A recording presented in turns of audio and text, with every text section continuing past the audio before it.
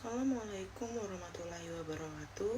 Saya Harpila Intan Nurmalasari, NIM 4012211085. Di sini saya akan menjawab pertanyaan mengenai konvensi-konvensi internasional apa aja yang telah dilanggar oleh tilting oil tanker of brink of sinking, oil crisis unfolding if Gulf of Varia, Caribbean Sea.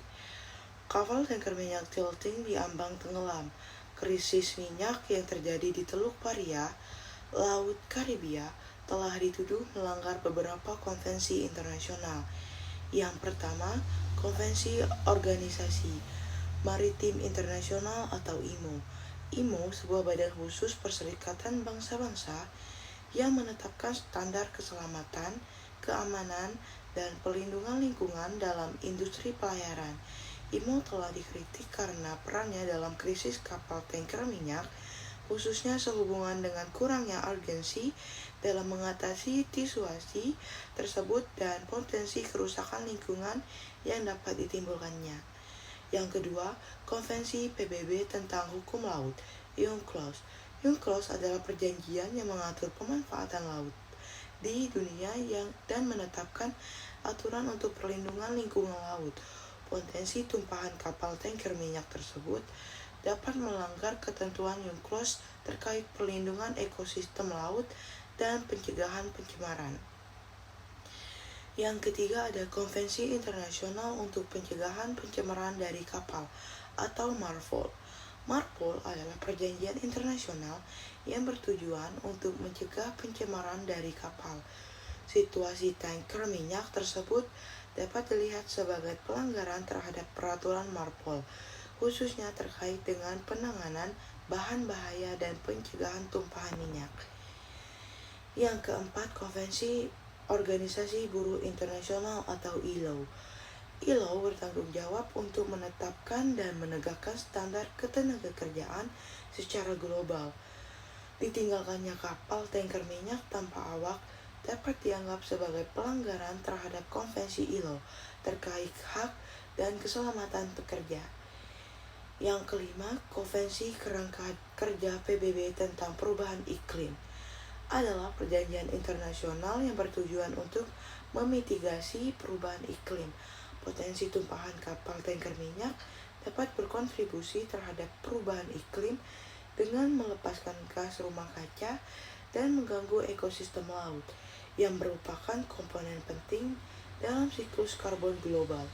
Konvensi internasional ini dirancang untuk melindungi lingkungan, menjamin keselamatan kerja, dan mencegah polusi. Kapal tanker minyak tilting yang berada di ambang tenggelam telah dituduh melanggar konvensi-konvensi ini, sehingga menyoroti perlunya tindakan segera untuk mencegah bencana lingkungan dan memastikan kepatuhan terhadap peraturan internasional. Selanjutnya, bagaimana sih penyelesaian konvensi yang telah dilanggar oleh kapal tanker minyak tilting yang melibatkan langkah-langkah yang komprehensif dan koordinatif? Berikut adalah beberapa langkah yang dapat diambil. Yang pertama yaitu langkah investigasi.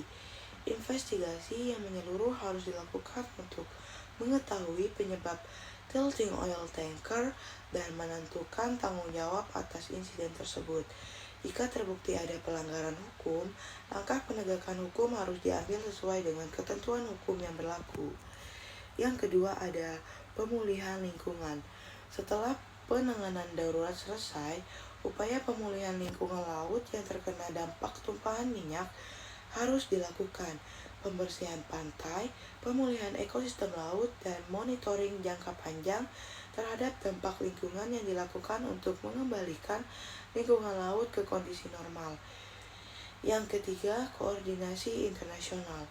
Koordinasi internasional melibatkan kerjasama dengan negara-negara terkait dan organisasi internasional seperti IMO harus dilakukan untuk menangani kasus ini. Bantuan dan dukungan dapat diterima dari organisasi internasional untuk mengatasi polusi dan menangani konsekuensi hukum. Yang keempat, penegakan hukum. Penegakan hukum harus dilakukan terhadap pelanggaran yang dilakukan oleh kapal tanker minyak tilting.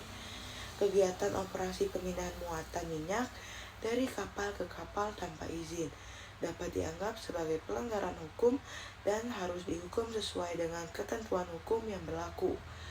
Yang kelima, pengawasan. Pengawasan yang lebih ketat harus dilakukan terhadap kapal tanker minyak untuk mencegah insiden serupa di masa depan. Otoritas negara harus memantau pergerakan kapal demi alasan keamanan dan keselamatan lalu lintas pelayaran menggunakan teknologi seperti AIS. Dengan mengambil langkah-langkah tersebut, insiden tilting oil tanker dapat diatasi dan konvensi internasional yang dilanggar dapat dipulihkan. Tidak hanya itu, terdapat juga konsekuensi hukum dari pelanggaran konvensi internasional terkait kapal tanker minyak. Yang pertama yaitu sanksi finansial dan denda. Pelanggaran terhadap konvensi internasional dapat mengakibatkan sanksi finansial dan denda yang dikenakan oleh negara bendera atau negara berpantai. Misalnya, berdasarkan Marpol, negara pihak berkewajiban untuk melarang pelanggaran dan menetapkan hukuman yang sesuai untuk setiap pelanggaran yang terjadi dalam yurisdiksi mereka. Yang kedua yaitu proses hukum. Negara pantai dapat memulai proses hukum terhadap kapal tanker karena melanggar konvensi internasional. Hal ini dapat mencakup tuntutan kompensasi atas kerusakan yang disebabkan oleh polusi dan tindakan hukum atas ketidakpatuhan terhadap peraturan. Selanjutnya yang ketiga yaitu hilangnya reputasi. Kapal tanker tilting yang melanggar konvensi internasional dapat mengalami kerusakan reputasi yang dapat berdampak negatif terhadap bisnis dan operasinya.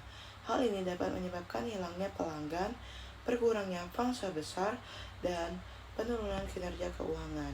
Yang keempat, kerusakan lingkungan. Konsekuensi paling signifikan dari pelanggaran konvensi internasional adalah kerusakan lingkungan yang diakibatkan oleh tumpahan minyak atau insiden polusi lainnya.